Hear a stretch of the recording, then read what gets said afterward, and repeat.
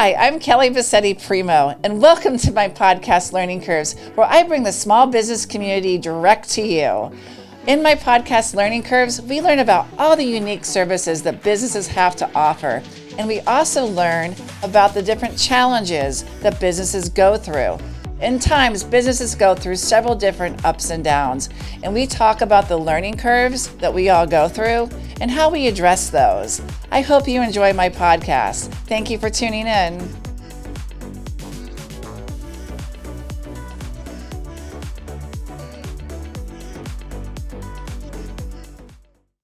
Hello, everyone, and welcome to the next episode of Learning Curves. I'm very excited to introduce our next guest with me today, Miss Jessica Reisner with Seventh Avenue Apothecary. And she owns a candle store on 7th Avenue in Ybor City. Not only does she own the candle store where you can go in and buy the candles, but they actually make the candles right there. And she has a really great family story of how she's gotten started. So I'm so excited for you to tell us all about your candle store and what you do. Yes, thank you for having me. I'm really excited about this. Yes, we are 7th Avenue Apothecary. We're celebrating 10 years this next month, or August, we're already here. So 10 years of being in business. And I started the business with my mom, so she is my my cohort in crime. I love that. However, mother-daughter. Yes. However, since then, my dad has started working with us, and my husband does a lot too. And then occasionally my two children, I have a 3 and 5-year-old girls, and our dogs make their appearances too. So we are truly a family full business. Family business. We are. That's great. So when we first started, it was just us, but now 10 years later, we've expanded. We now have a 10,000 square foot building that we build, that we pour in. And we also have about anywhere between 15 and 20 employees, depending on the time of year and projects we have going on.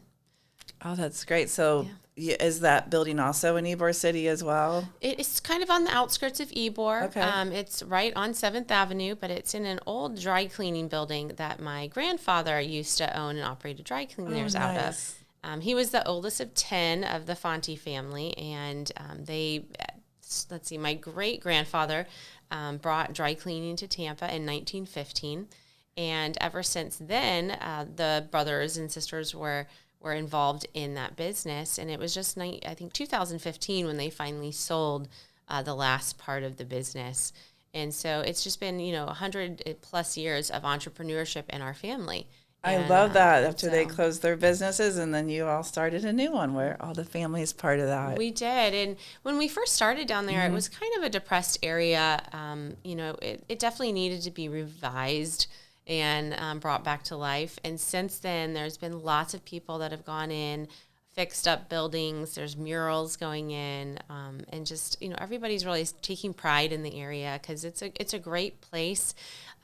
It's industrial feeling, and so it has a buzz about it that's a little bit different than working in a retail area. Yeah. And are you in the heart of Ybor City or kind of off? Sure. So we're not in the club and bar district. We're about 15 blocks east of the Columbia restaurant area, straight down 7th. So we don't get foot traffic. It's a destination. Okay. But we still get quite a few people every day that drive to us and, seek out our products.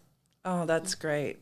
And with your the plant and everything being right there, do people get to go back and tour that area? Do you get to show that off at all, or is it? We definitely give tours. We love to show off, what we do. So, some people, they don't even ask or they're not worried about it, but we get quite a few people that are just really excited to see the process and actually, see what a candle factory is, because, there's 200,000 square foot candle factories, and then there's us.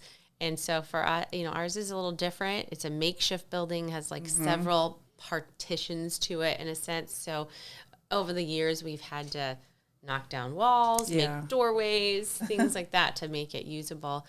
And then we do have plans because we own half a city block, and we're only using about a third of that with the building.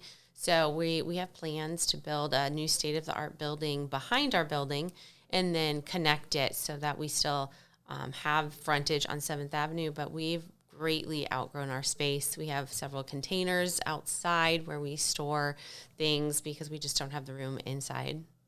How many candle makers do you have back there making candles? So we've at one got, time? sure. So we have about 3 people that are always in the pouring side of production. But we have a lot more people that are in the cleaning side. So usually, you know, there might be 7 or 8 people that are actually doing the cleaning, making the sprays, aroma oils, anything that doesn't necessarily require hot wax would be done in the cleaning side. And then you make all the aroma oils in-house as well with We all do. the different smells. We do, and all of our fragrance oils are phthalate free. They're going to, they're just going to be a high quality. We really try to remove any of the harmful chemicals. Right, organic candles. Yep. So we definitely try to just make a clean burning candle, the cleanest we can. So. You want to talk to me about the different kind of candles that you have Sure. here? So when we started our business, this is our signature glass candle, and it's 11 ounces approximately net weight in a 14-ounce rocks glass. And what's great about pretty much all of our products is that we try to use things that are reusable, repurposable, or recyclable. So this is just a rocks glass. You can have a drink in it. You can collect them. We've got a couple different options, such as... So when the candle's all done, you can have a martini, or not a martini, but Now some bourbon on the rocks. bourbon on the rocks, I guess you can put anything in there, but it's traditionally more bourbon whiskey. yeah, bourbon and whiskey. But, you know, we've Nice. got different ones. Like this is our Jolly Roger, and we have this in a couple different colors, so you can definitely do collectibles Got the with pirate them. for Yeah.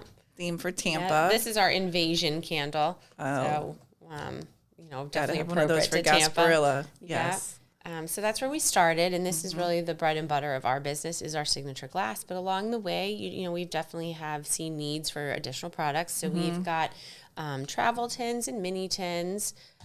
We do aroma oils here, which an aroma oil would be used with the diffuser. Our aroma oils are not essential oils, so they're not necessarily for body use. They are only for use in like an electric warmer, but they match all of our candle fragrances. And then we have room sprays as well.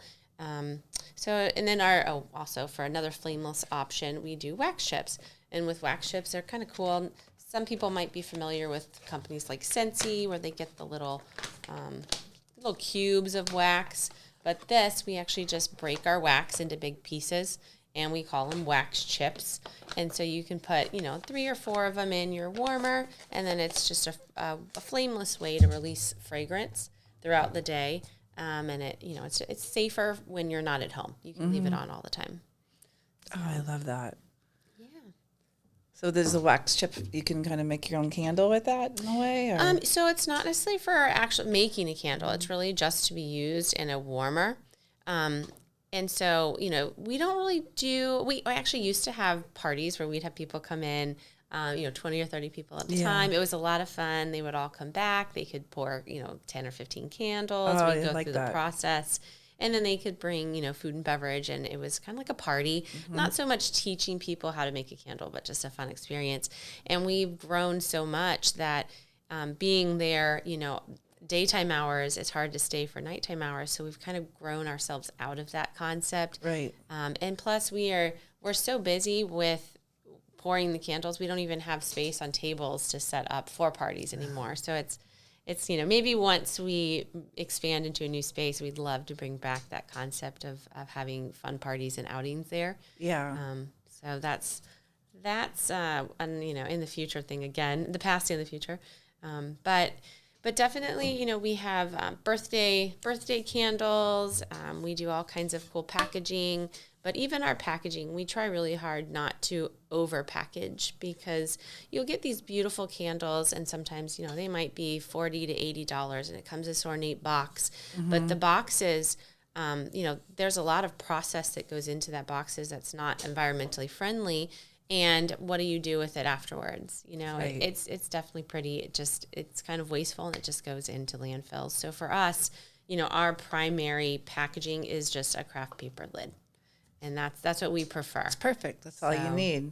And the packaging, though, is so pretty. I mean, the birthday packaging, and I know you'd also mentioned that if someone's getting married, they could do the candles for their gift bags for their guests. Yes, we do a lot of custom candles, private label. So mini tins are definitely one of the popular ones for weddings. This is a baby shower one, and these are just great little giveaways that are affordable. And then, like this particular candle is for Hotel Haya. They're a great partner. They've been working with us since they've opened, and we do glass candles for them as well as mini tins that they use for giveaways for events. And then, like this one is a collaboration we did with the Lightning. And so we actually have our logo on one side, their logo on the other side, and we developed a fragrance for them called Fire and Ice. Love it. Yeah, very, very fitting for the Lightning.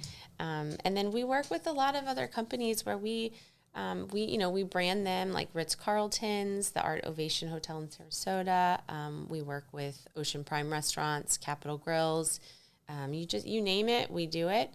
Northern Trust, they use them for VIP giveaways. So the great part about Other stores, like if I own a store and I'd like to put your product in there. Yes, for sure. And you can, we sell our product wholesale where you just sell our branding. We can also then, work with a boutique and put their branding on. So that's kind of cool.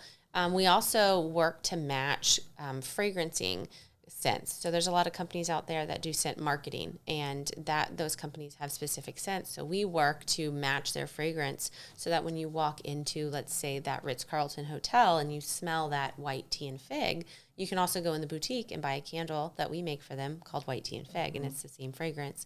So that is something that it really helps. People don't realize how much fragrance really impacts your life every day until you smell something bad, then you notice it.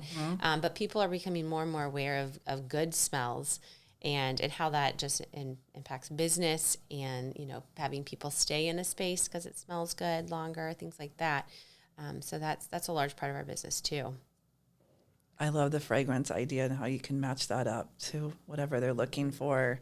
And I love the idea for businesses. I mean, everyone loves candles. And we're coming to the holiday season, which I know, like, I love to put together gift baskets for my clients. And I think I'm going to call you to have you brand some Second Soul Studio candles for me, for my baskets, and even probably put some in the studio here, because I think a lot of our guests that come and shoot would love the candles. And it's such a really great gift that you can give to your clients in a basket with your branding on it. For sure. There's definitely a value to candles as a gift. Over 70% of households burn candles. And so that it's going to get used. If it doesn't get used, it'll still get passed on to somebody who will use it. Yeah. And, one of the things about fragrance is it's one of your strongest senses, and people really connect that fragrance to memory.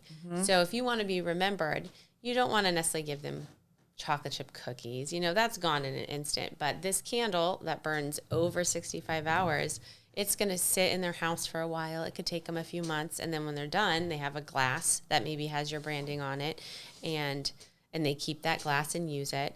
But still going back to that idea that fragrance, it jogs your memory, and we get that a lot when people come into our shop, smell our candles, and like, this smells like our vacation when we went to that hotel. And I'm like, that's because it's that scent, your memory is working well. Yeah, it's a feel good kind of thing too for somebody, and it's a very classy gift. You could give them, logoed pins and, some things to sit on their desk, but something that's really classy and beautiful like this, people will love it.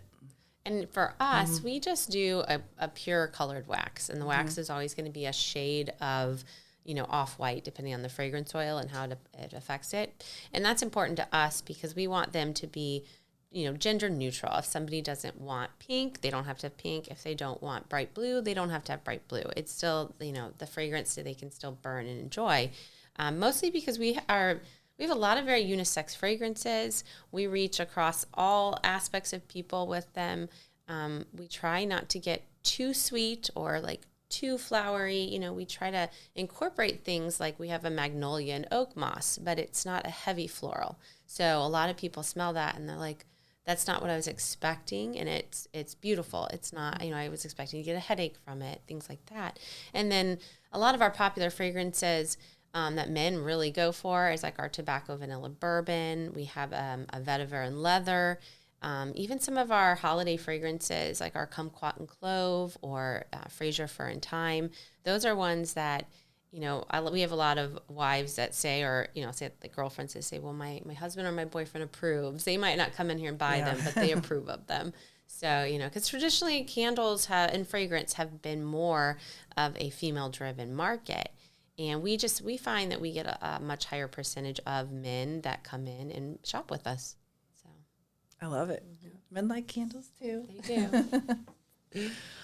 Well, I loved learning all about your business. It sounds, I want to buy a bunch of these candles already. I definitely want to get some for my business, and I love how you're continually thinking about how you can grow your business, and congratulations on being in business for 10 years. Thank you. Happy anniversary.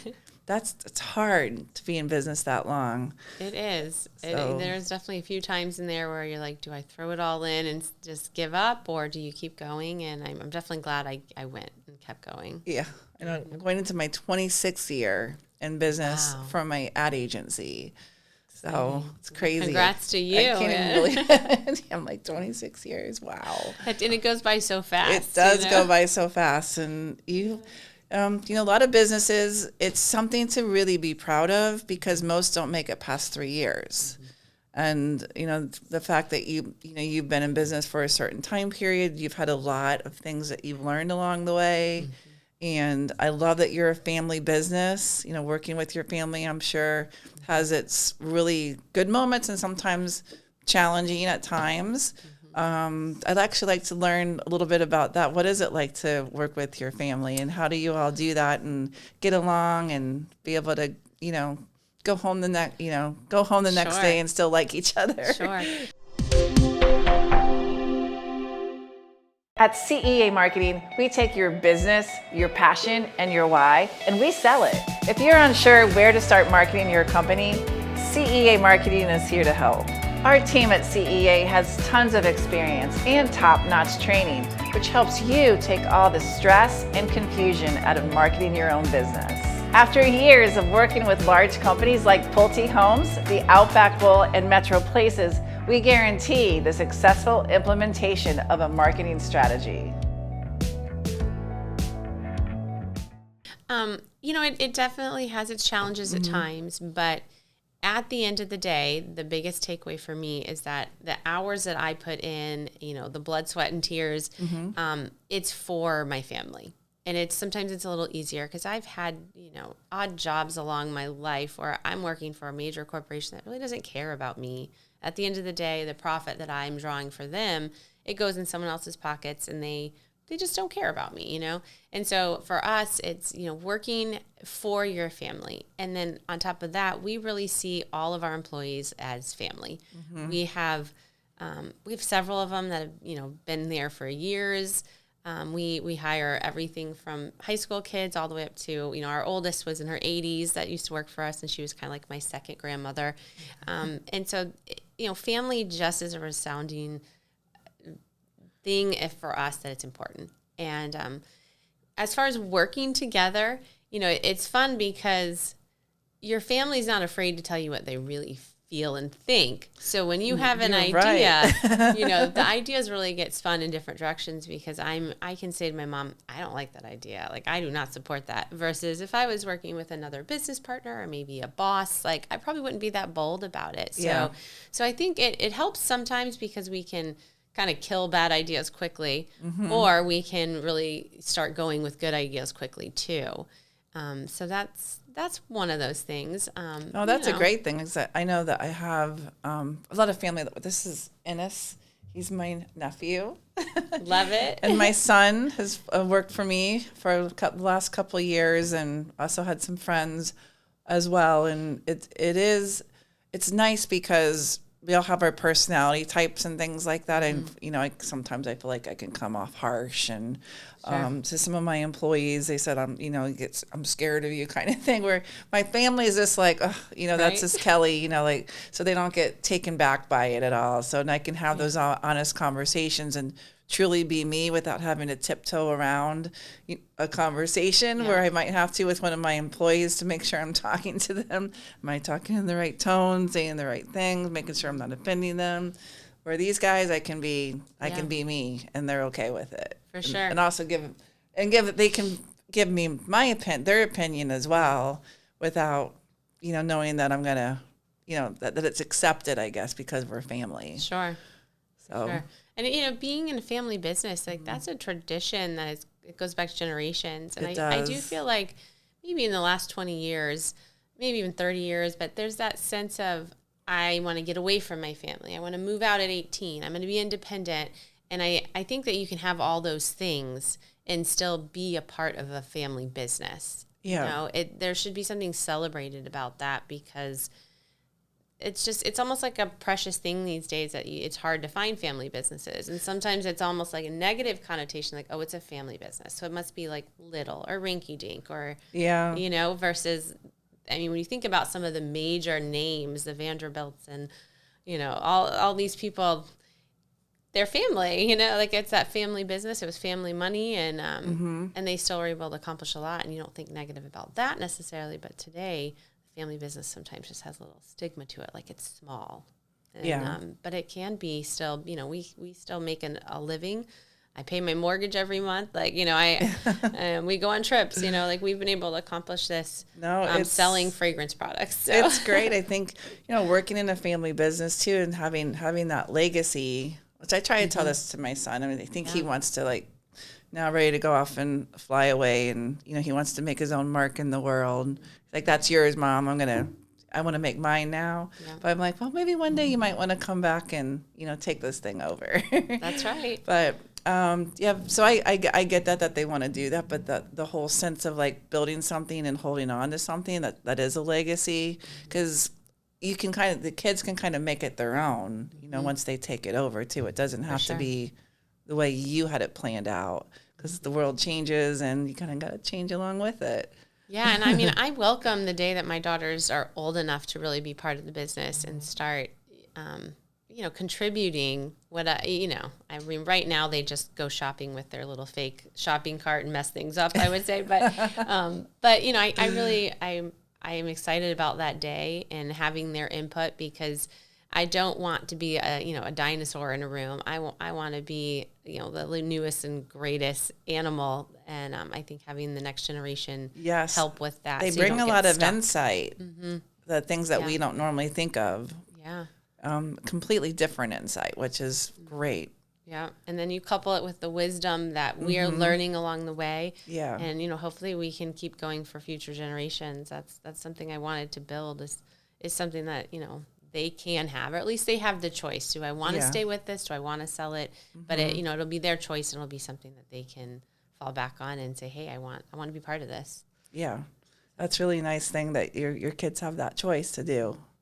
So with your business and being for 10 years, what are some of the highlights of your business over the last 10 years? What have some things that you've done that you're really like, that was really awesome?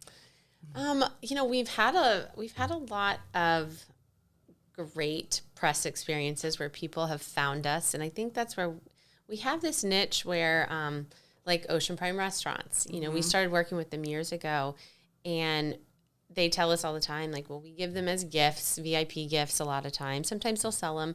But, they're in all the major markets, Beverly Hills, they're, in Manhattan. So you're in these areas where you get a lot of, celebrities that maybe go in, or notable people. Right. And exciting. Yeah, it really is. And so we definitely have seen people over the years that maybe place an order online, and I'm like, I'll Google them a little if I notice, and I'm like, that's a celebrity, things like that.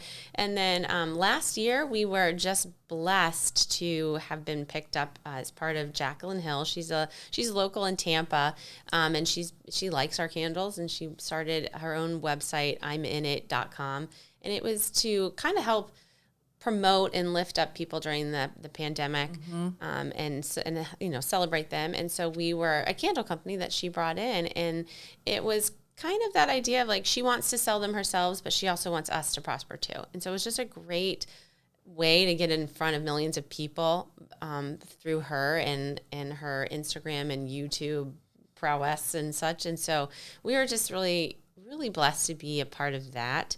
And then just, we've had Charlie Belcher from Fox 13 here out 3 times now in our 10 years. And we love that kind of press too. And just, I think if you want to get even smaller with it, the first day that I took my first paycheck, that was really exciting too. Yeah, because you have to work for free for a long time before you can really do. If anything, it was like we were pretty lucky. We started with using our credit cards. Like we self-funded, and because it's a small price point in inventory, you're able to still spend a small amount to get a lot of product out there. And so we started like that, and it wasn't until we really started expanding that we got introduced to the idea of a loan, and from there, we had to go bigger to get bigger. But we really did put a lot of sweat and tears into this, and driving to market for 10 days and going to holiday shows in other cities. And it was a lot of time. And so now I have more time because my husband's always telling me, he's in sales, and his thing is you have to fire yourself constantly. And so I have learned to fire myself. So I used to pour all the candles. I fired myself. I used to clean the candles. I fired myself. And now even just like the sales part of it, I don't really particularly enjoy sales. It's easy to sell your own product because you just know so much about it. And you've done this for 10 years. But to do like cold sales is hard. For me, it's not my thing. I actually really enjoy the production side of things. Yeah. Seeing something start at nothing and come to fruition and be a sellable product. And so I was able to easily fire myself from that. And so now my next job is firing myself from the graphic design side of things and some of the day-to-day parts. And so I'm slowly doing that. And it's hard. Entering into that motherhood side of things is definitely difficult being a businesswoman. And it's something that most men don't necessarily have to think about as much. I'm sure there's plenty of single men out there and do, but being a mom is extra special, and it's hard with kids, especially young kids, whether it's maternity leave was not a thing for me. My kids just came with me as infants, and they sat on their Boppy pillow on the desk. Brought them in the office. Yep. We toyed for a while with like a nanny watching them when they were old enough to walk and get into things. And then, finally just having them in the office doesn't work. There's too many things they can get hurt on. But even now, my oldest is starting kindergarten in a few days, and that is just a whole nother thing. If they have to be there at a certain time and they have to be picked up at 3:30, and it's like, well, my day doesn't end till 5. So what do? You either pay to put them in school longer, and I don't want to do that. That's kind of part of why I have my own business, is to have some kind of flexibility.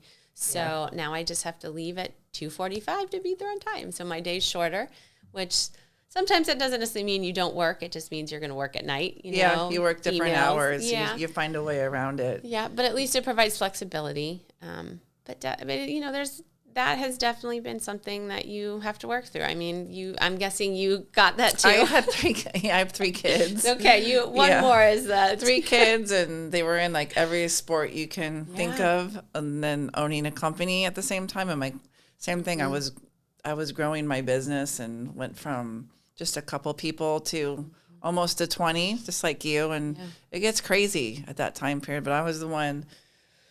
Back then we had to dress up for work and wear business suits and all that kind of thing. So I would be the mom, like running my kids and holding their hands and running late, like brushing their hair on the way in. And all these other moms are, the stay-at-home moms are standing in the parking lot, like judging, like with their hands right. Going, look at that working mom over there, Yeah. So you kind of have to deal with the whole working mom, stay-at-home mom thing. And there's a lot of guilt that goes, I think, for moms that do work. Yeah. It never goes away. It doesn't. Never leaves you. No, and I definitely have some stay-at-home moms, and I envy their ability to be with their kids whenever they want. I also love working. and because I love what I do, I love working. But so I guess I'm trying to build a place where I can have the best of both There's worlds. a balance, though. You can do both. Yes, definitely. So, and luckily, I started my business early enough that I had enough years in that by the time I had kids, it was a little bit easier to say, okay, I'm not going to work 10 hours today. Yeah. I'm only going to work 6. But we have such a fantastic team of people that they are all, they're just wonderful people. They really care about us. And I think they actually believe that we care about them. They know that. And so they're dedicated, and they'll do anything you ask them to do.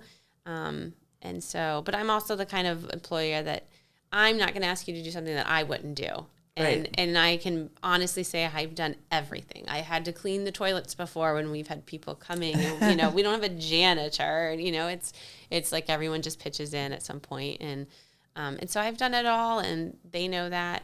I am entering into that new phase of being a business owner, and you're trying growing, to let go. Yeah, because they say with a business, I love the thing that you said that was really awesome about firing yourself, because that's really hard to do. I think that's a big learning curve that a lot of businesses go through as they grow.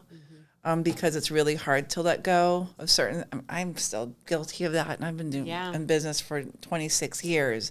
Sometimes I find myself getting in too much, but it's something that we really need to learn, especially because they say like the growth of a business, like you first start with you're working on your own or with another business partner, and then maybe you get to 5, and 5's pretty easy to manage, but then at the point when you get to 10. Then you have to have process that comes into play. Yes. And then it's a game changer. Once you hit that 20 mark, it's a completely different company, because you kind of they call it family style you can run. But at 20, it changes from family style to something a little bit different, because you have to have even more process that comes into play. And it's harder for you as a business owner to be in the business, because now you're kind of more managing over. Yes. So you have to, if you're in the business, you don't have enough time to manage, and therefore you could start to have issues and things like that.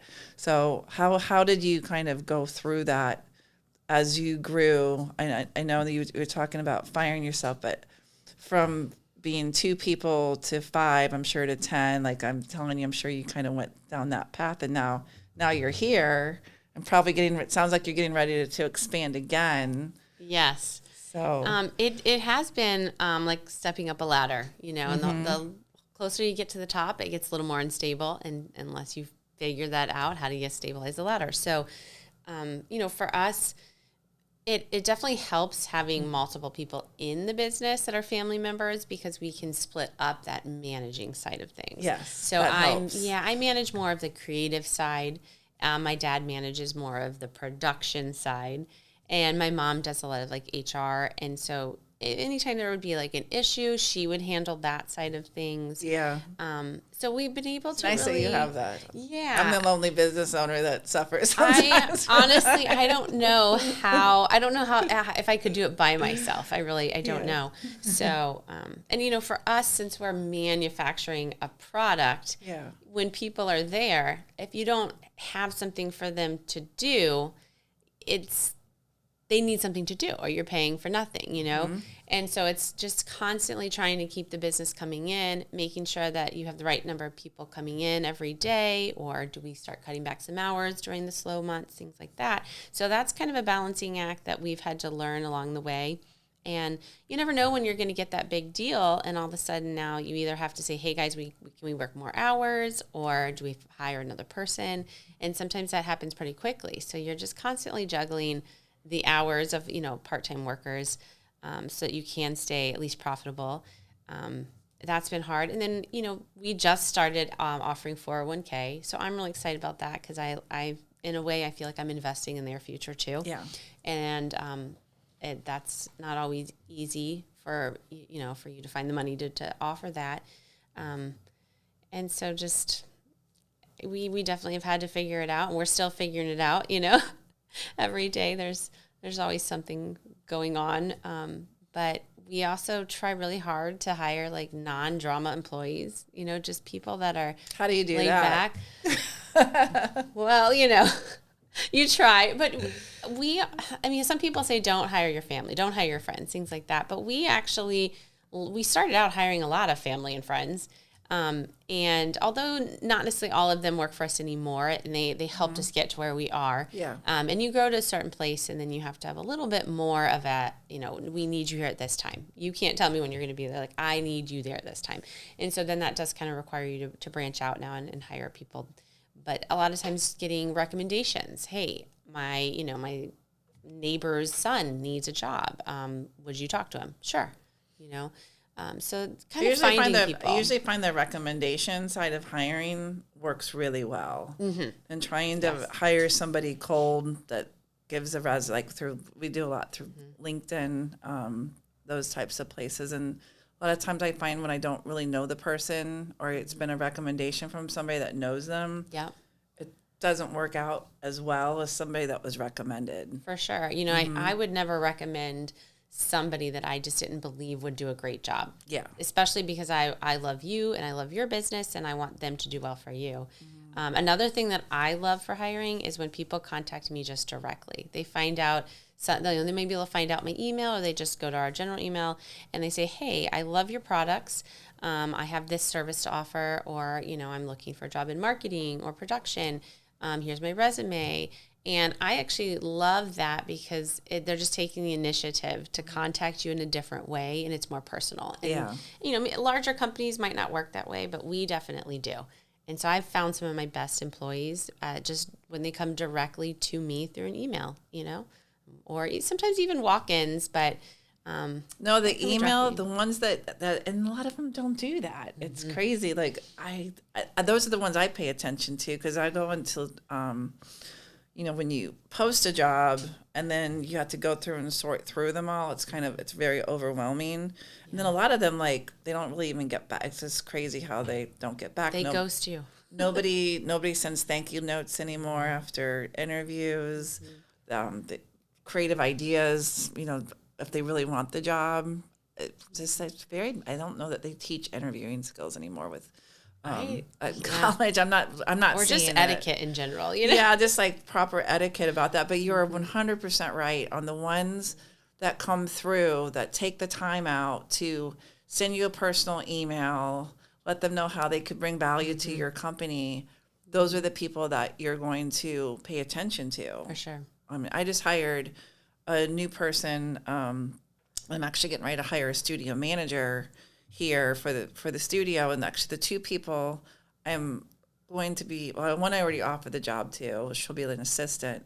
The studio manager were the two people that actually reached out to me personally through email and kind of said why they would be great for the job. Yeah. And there were hundreds of them that put in applications through everywhere else. Yeah, it's almost a waste. I don't even want to look at any of them because No. I'm like, I'd rather just, and my one girl that works, she's like, well, don't you want to talk to anybody else? I said, not really. Yeah. Because they probably just weren't that interested because they didn't try that hard. Yeah. I'd rather go with the two people that really put in the effort to want to act like they wanted to work here. So, Yeah, and I would say about, probably 40% of the interviews that I set up don't show up. They don't tell you they're not going to show up. They just don't show up. So I that's the same thing, is I feel like they just have more initiative and they're going to come through in the end. Yeah, or if you interview them and they don't follow up, or maybe you offer them a job and then they still never don't respond. And then they don't respond. I'm like, well, what did I do? Can't even say I'm sorry, I'm not going to take the job. They just ghost. Yep. It's so weird, but I guess that's today's world that we're in. Yeah, I would never dream of doing that. I definitely grew up where there was certain rules you follow about just etiquette and being nice to people and communication. Communication skills are just key, and I don't see great communication skills anymore. No. They're rare. I think the younger generation are used to to having that they like to text, and I'm not sure they're really taught that it would be good if they were, because I think they would find the perfect job if they just had that communication. Yeah. And even if you are taught that, if you don't practice it, then you don't use it. You're not going to continue to use it. And so That is the hard part. The good and bad about the internet and social media, it's good for so many things, but it definitely, I think, is helping people be lacking in their communication skills. Yeah. That's the whole interviewing and good advice I think we both just gave for business owners is it is really hard to hire people today. But you don't want to make a quick hire over somebody that just puts in a resume through like online or even submits them to you online. If you have the one that actually takes the time to come to your store and introduce themselves or even send a personal email, look at those people first before you look at the rest, because that I 26 years, that's what I've always done. And I always end up with the better employee than the one I hire cold. Yeah. Without Agree. without them trying. Because you find that they tend to be lazy, and when they come to work, they're sometimes not a culture fit, even though you've done that whole process because they didn't really want it to begin with. For sure. Is there anything else that you want to talk about, or your business? Any advice you can give? Advice, and this really applies to small business owners, or people just starting. Don't give up. And don't be afraid to ask for help from people, whether it is friends or family. If you don't have family, you can ask for help. Ask your friends. I have one of my good friends, Laura. I know I can always reach out to her, and she'll help me at retail shows. She knows how to work the point of sale. She's not afraid to talk to people. And I was in a pickle a few weeks ago, and we were open on a Saturday, and none of my employees could work, and that's fine. I don't usually expect them to work on Saturdays.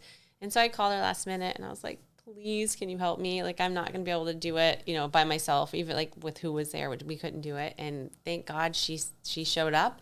She helped me, and we were super busy that Saturday. And, I'm thankful for that. And, I usually pay my friends in candles. Yeah. And they're okay with that usually, But definitely don't be afraid to ask for help. And, leverage other things, other people, other things, because unless you just are, a trust fund kid, or you made money with another business and you know what you're doing, most people don't have, $100,000 or $1 million sitting in the bank to just blow on a new business, No. And you certainly don't want to just waste it. You want to use it wisely. And so, don't be afraid to maybe get a small loan, that you can pay a little at a time. Whether it's, maybe you have a credit card that you can just start a small business on, something to where, you take those leaps of faith, and it can be scary when you're not used to that.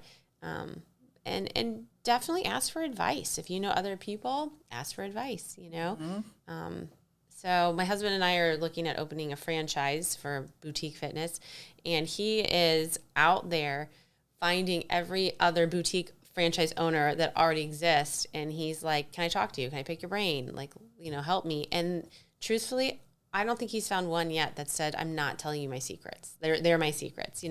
Other business owners, they want to help. They have a lot to share, and it's flattering when someone wants to know, how did you make your success? So, don't be afraid to ask. And then don't be afraid to say, that didn't work, but something else will. I've had several other businesses that I dabbled in before I found the one that worked, So yeah, if you have it in your heart to be an entrepreneur, you got to accept that there will be failures, but don't stop trying. Yeah, and I just believe life is too short to be miserable in what you have to do every day. And we have a thing in our house where we like to say, we get to do this. We don't have to do something, like I get to cook you dinner, or I get to give the kids baths tonight, So it's like, it's a lot about your perception on life. I love that. And so, get to do this. Yeah, because I can perceive bath time when I'm really tired as being a chore, or I can also perceive it as time with my kids where I can splash them a little and joke around with them or something, and we can turn it into fun instead of a chore. Now, you are going to have those days where no matter what, it's a chore. But, but really trying to just have a positive perception. And it makes the hard days a little less hard if your good days are really great. So yeah, that is great advice. You should tell yourself that every day. Yes. I get to do this. Yeah. because it really is. Owning a business is a gift, and it's hard work, but if it's something that you love to do, it's something to cherish, and you're your own boss, you can do your own thing, and it's very rewarding. Yes, you are your own boss, but you also have, 100,000 bosses that buy your candles. Yes, you do. So that is very true. That is, yeah. And clients. You have to, for me at least, I have to take the personal feeling out of it when they send an email and they're like, I don't like this scent, or I can't smell that, which we get a lot of I can't smell that from COVID. And you can't really tell them, did you have COVID? Right, you can't do that. So you try to work your way through it without being totally offended. Yeah. So the older I get, the more I'm into it. I'm not offended. Scent is very personal anyway, and some people just don't like things. I have scents I don't like. Yeah. So I know that is the biggest thing is, as a business owner, you have to learn to take criticism, and I think it's hard for a lot of people to be able to listen to that, but that's how you learn is by listening to that. Okay, this is how I can make a change, or this is how I can work this differently, or have that conversation, or send that email back and be like, what do you mean? It smells just fine. And that's where I fired myself from replying to the emails, because I'm like, I tell my girl Samantha, I'm like, you'll be much nicer to them, And before you send the email, always if you think it's not very nice, you need to walk away from it and come back to it later. Because walking away that 5 minutes makes all the difference. Because I'm like that too. I'll just sit there and start typing. I'll be like, and then I've sent them before, and that didn't work out so well for me. And then so now I've learned, Kelly, walk away from it, and then also bring somebody else in and ask them to read the email. Make sure it's okay. And if they say for any reason, you might want to reword that, then probably don't send it at all. Yes, that's it. A lot of times I just don't send it at all. Yeah. Like, you know what? I had somebody send an email recently, and they're like, you're not an apothecary. That's this is the definition of apothecary. You're not an apothecary. You need to change your name. And I was like, do I even respond to that? For 10 years, we've been a liberal apothecary, It worked for the last 10 years, so I'm probably going to go ahead and just keep going with it, but I'm not going to let that person know that I don't agree with them, Right. So, it's that kind of stuff where you let it go. Yeah. Yep. That's something you learn over time. It's a tough thing. It's a tough lesson too. by wanting to reply and you're like, oh, well, I guess maybe I shouldn't have done that. Yeah. But that's another great advice. I love it. Yeah. Well, thank you so much for coming on the show today, Learning Curves. I think the guests learned a lot. There's so much to learn from a company that's been in business for a while, 10 years, awesome. And as you're growing, you have these different learning curves over the years as you get to that next level. That it gets hard, and it's things that when you're going through the process, for me, business got a little bit easier for a little bit. But as I grew, all of a sudden it was like, oh my gosh, never even knew I was going to go through these types of things before. And then you have to kind of get through it and settle. And then you kind of have these little waves that come in. But it's just a matter of just keep pushing forward and getting through it. And like you said, finding people to talk to and getting people to help you through that time period. Because those are, the rough times. Mm-hmm. For sure. So well, thank you for having me. I enjoyed this a lot. I love talking about my product and my business and everything about it. And so thank you for giving me that opportunity. Oh, you're welcome. Appreciate you being here. Thank you. And thank you for tuning in to Learning Curves. See you later.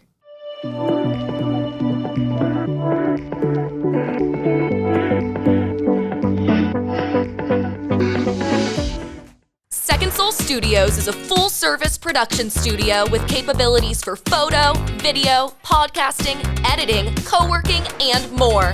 Our photo video studio has a number of different backdrop choices and props to choose from. We also have a gourmet kitchen set, or if you're an upstart podcaster, you'll love our 4-person podcast studio. So what are you waiting for? Visit secondsoulstudios.com to book a tour today.